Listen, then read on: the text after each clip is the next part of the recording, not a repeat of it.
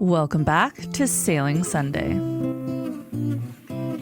Last week, we began making our way up to the notoriously dangerous Cape Hatteras, avoiding the crazy East Coast boat traffic along the way with some very cute crew in hand.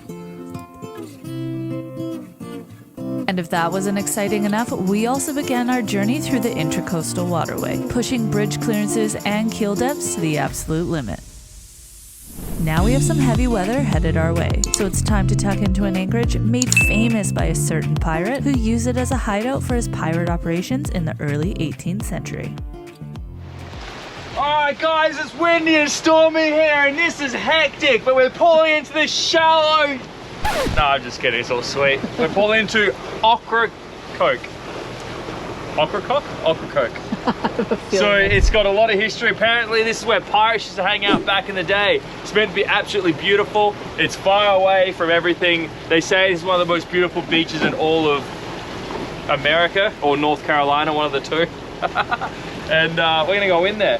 Now it's been a bit of a crazy day because we had the two bridges we had to get under. Now we're got to get through this real shallow channel. And as you guys can probably see, once Brittany turns this camera around, my beautiful girlfriend, this is my navigation signals. Have a look. This is all I got. There's a couple of posts sitting out of the ground and something else and a lot of shallow water. So what the hell is this? There's literally like 4 pieces of timber sticking out of the water. Anyway, let's do it. We're gonna go drop anchor in this little protected bay. We've got 360 degrees of protection. And yeah, we're gonna ride out a storm here and then continue on maybe tomorrow or the next day. We've only got about a week to get to Annapolis, hey? 6 days. So we can't stay here too long. As Ryan mentioned, the channel markers leading into Ocracoke are definitely requiring some TLC, especially since it's known for its shifting shoals and challenging navigation, presenting difficulties for sailors navigating the area. With that said, it's definitely worth the risk navigating through this precarious channel, just to be able to experience Ocracoke's sheltered anchorage, which not only provides safety for boats, but also invites visitors to explore the quaint town's vibrant history. Part of Ocracoke's charm is just how remote it feels from the US mainland, but it can be easily reached by ferry or private boat.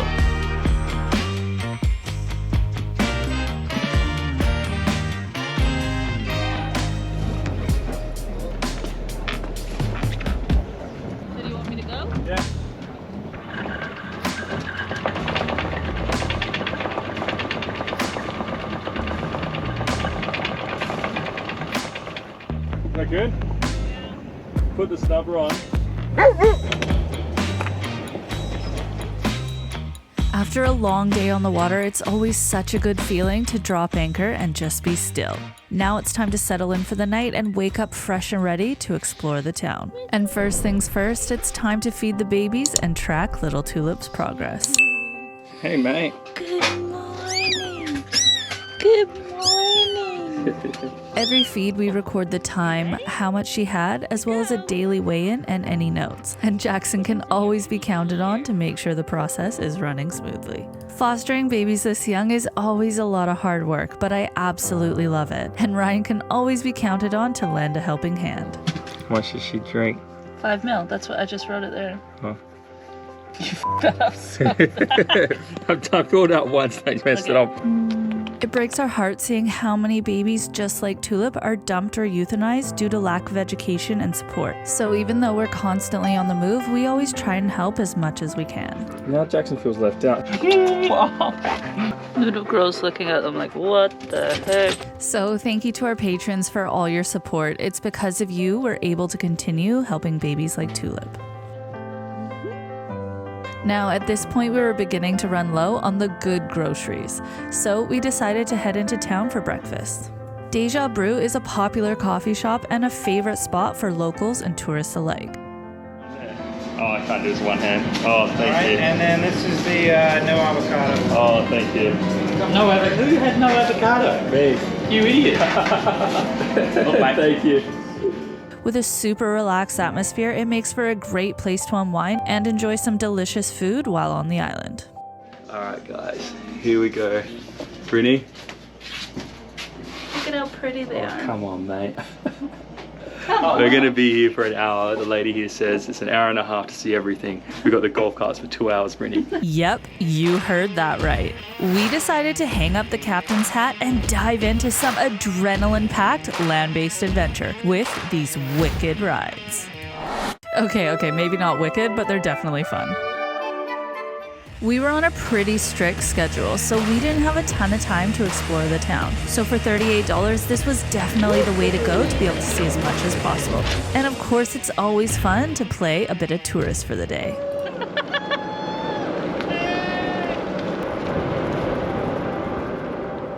First stop was the British Cemetery, which honors sailors who lost their lives during World War II, whose bodies washed ashore after their ship was torpedoed by a German U-boat in 1942. I venture to say this golf cart's faster than our sailboat. We're friggin' flying around here.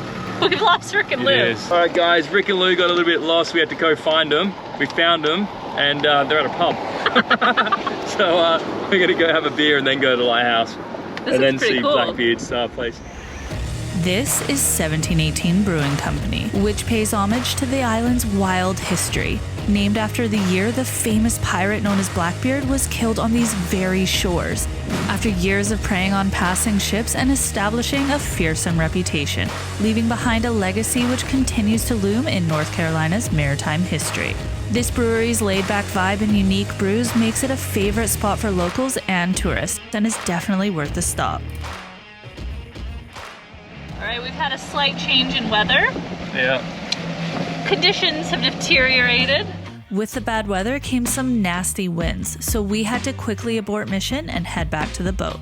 But not before making a quick stop to the Ocracoke Lighthouse, one of the oldest operating lighthouses in the United States. It also happens to overlook the waters where the pirate Blackbeard met his end. Legend has it that Blackbeard, who captured more than 30 ships in his notorious pirating career, received 5 musket ball wounds and over 20 sword lacerations before succumbing to his injuries. His head was then severed and hung from the bowsprit of Maynard's ship as proof of his demise. All in all, Ocracoke has been a surprisingly interesting stop along our travels. This vibrant coastal community is definitely a must-stop for any sailors transiting these waters. And Blackbeard is long gone, so you got nothing to worry about. Alright, Brittany's at the wheel now. Hey, concentrate, this car's coming. Drive it like you stole it! Beep beep! We gotta go left here, right? Pedal to the metal! No. Wait, you missed that turn, what are you doing? Far out, guys, you're killing me. Stop this thing. I'm sure this goes, but... Alright, do it. Off-roading. Off-road, here we go. Where's the brake? Go. Is this where we're turning? Yeah, down here. Alright, okay, we're back on track. Where are we going?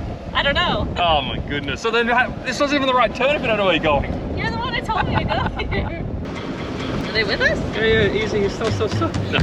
Oh. Come on, mate. Watch out for this golf cart. 10 and 2?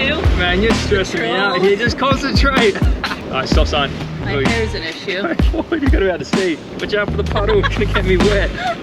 What's the time here? I don't know, but it's windy. I know, should we just go back? Probably go back to the boat.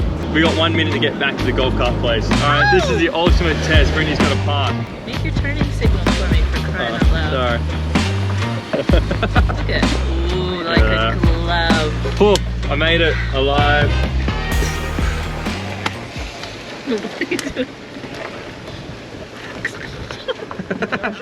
How you going? Good. How you guys going? Yeah, we're ready to go. What about you, mate? Yeah, all ready. Let's do it. Let's do it. Alright, see you guys. Alright, I got the engine on, guys. Just warming up the motor. We got to go out of this channel. It's probably about 45 minutes long, and it's really shallow. It's always touching cloth when you get into like 2.4 meters deep when you got a 2 meter keel. So we only had about 1 or 2 feet underneath us, which is a bit scary. I haven't turned the iPad off, so we still got our track here from when we came in. So I'm just going to follow that exact track back in again, minus the shallow patch that we almost hit.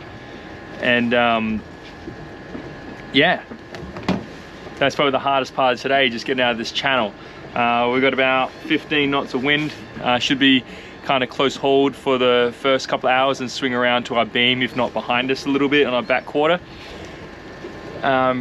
Pretty stoked that we're inside the Pamlico Bay, I think it's called. Pamlico Sound, that's what it's called. We're on the other side of Cape Hatteras right now. There's a hurricane that just went by, so the swell would be treacherous out there. So we're gonna do a day sail today to a little anchorage to get ready to go under the bridge and out into the Atlantic Ocean tomorrow. Tomorrow, the cut that we're gonna go out of, or the inlet, is apparently the most dangerous one in North Carolina. So we've been waiting for a nice calm day to be able to go out there, which will be tomorrow morning. It would have been nice to leave a bit early today. It was about 9:30, but the heavy winds were blowing about 32 knots all night last night until about 3 a.m. and then still probably in the mid-20s this morning. And it's right on our nose trying to get out of this cut. So I don't think it was really safe to go out the channel at sunrise this morning, so we've waited. And now we're gonna try and sail quickly so we can drop anchor tonight at sunset. So that's our day today. Brittany's downstairs. She was just doing some last minute cooking. She likes to cook food before we go sailing, which is pretty awesome. So she's been doing that. Jackson's had his big walk. Hey buddy, he's laying here. Hey, you had a good walk? You're all warm out and tired. Hey, you had a good walk? All right, Rick and Lou in front of us. They're ready to go. They bring up their anchor, so let's do it. Dinghy's up. All right, let's go.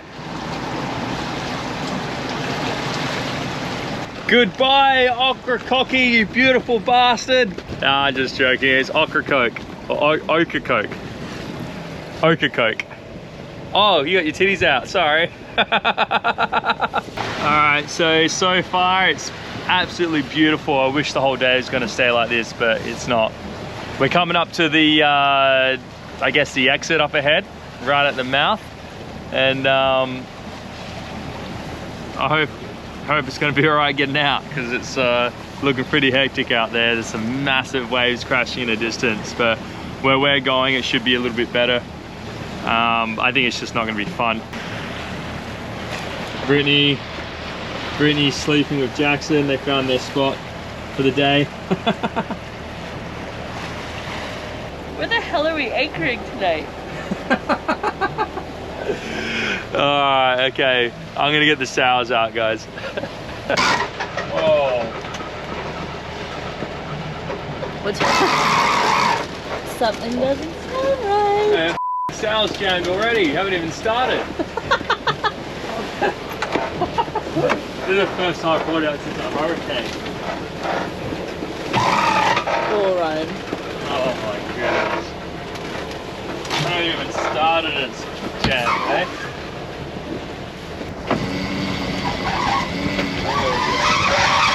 No, what the why is it jamming? Oh, I might need your help, Brittany. Real good now. It doesn't sound like it. All right, we're sailing, guys. Free. Most expensive way to travel for free, with the sails up, breaking everything. What kind of goodies are you finding in your jacket, Ryan? Well, the last time I wore this jacket was at Shepherd's Chandlery. This invoice is from 2021 when we crossed the Atlantic Ocean. Even before that, yeah, in November 21. That's the last time we had cold weather. That's the last time we had cold weather. You know what? I put this jacket on this morning. It smelled a little funky. I was like, man, when was the last time I worn this? Well, here we go. I got an invoice from Shepherd's Chandlery. This is in Gibraltar, so here we are in the east coast of the USA. Back to being cold. Yeah. We have a sloop. We've got our head sail and our main sail. That's called a sloop. Rick and Lou behind us, they've got what's called a cutter rig. They've got their head sail, their stay sail, which is a smaller sail, and then they've got their main sail. So they've got 3 sails. Now, coming up the coast here, I've always been a lot faster than them because, you know, we've got a really clean bottom. We're a bit more of a lighter boat.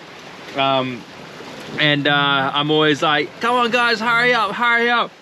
Anyway, behind me now, it looks like that they're putting out their 3 sails. So they might overtake us today. They've gotten sick of hearing you talk shit about being fast. Yeah.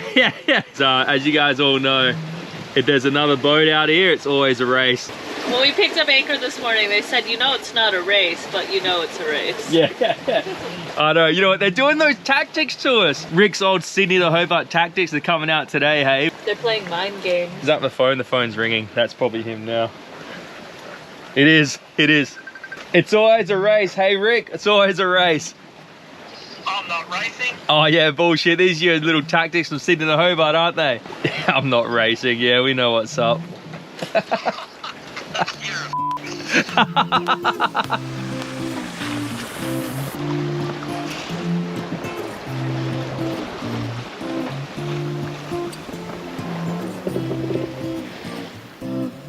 The shade in our cockpit was actually getting quite cold, so we decided to head up on the bow and soak up some of the warm sun and settle into our sail. Peaceful moments like this never get old. Sailing can sometimes be super stressful, so times like these are what it's all about.